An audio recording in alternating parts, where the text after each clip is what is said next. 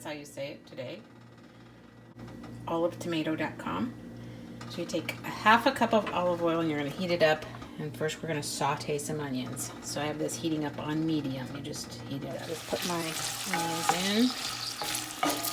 And I know it looks like a lot of olive oil, but Lathera, if that's how you say it, literally means cooked in oil. So you do use a whole half cup of olive oil.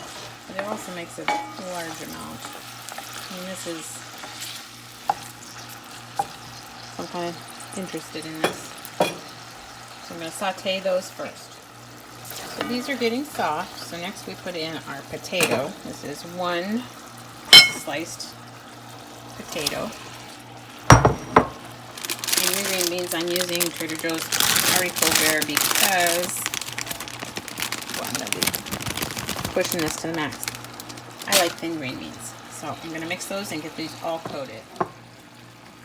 Okay, so now I have added 3 tomatoes, a teaspoon of sugar, a half a teaspoon of salt, and I'm going to stir this together and add some pepper too.